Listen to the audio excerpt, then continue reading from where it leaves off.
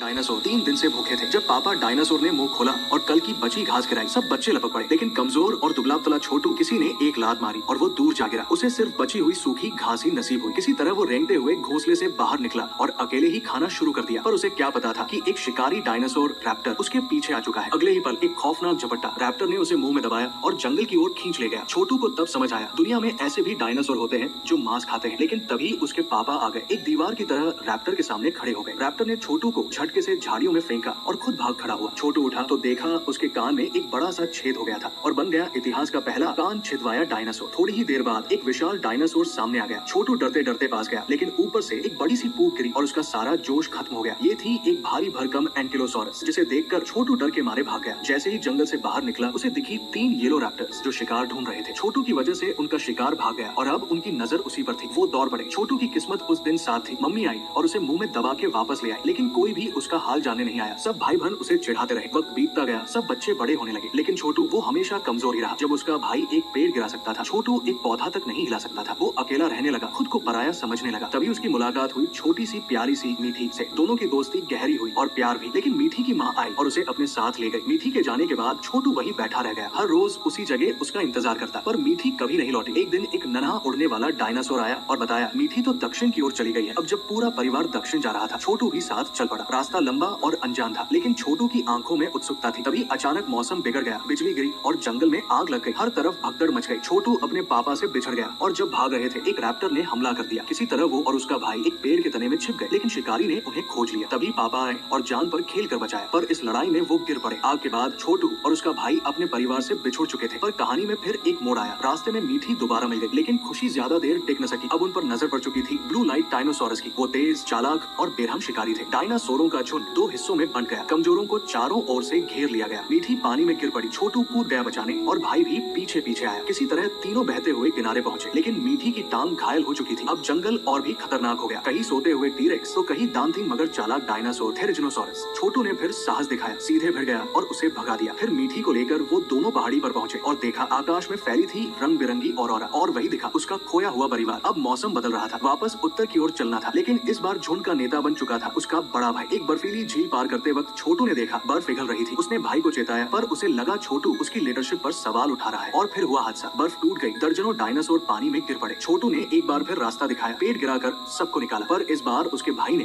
उसे गद्दार समझा और हमला कर दिया। छोटू घायल हुआ, पेड़ के नीचे दब गया। सबने साथ छोड़ दिया। तभी फिर आए शिकारियों और छोटू तैयार था हार मानने के लिए। लेकिन तभी उसकी आंखों के सामने आया मीठी का मुस्कुराता चेहरा। उसकी मुलाकात का पहला दिन और वो फिर खड़ा हुआ। एक बार फिर अपनी मोहब्बत के लिए, अपनी जिंदगी के लिए वो लौटा। मीठी से इजहार किया,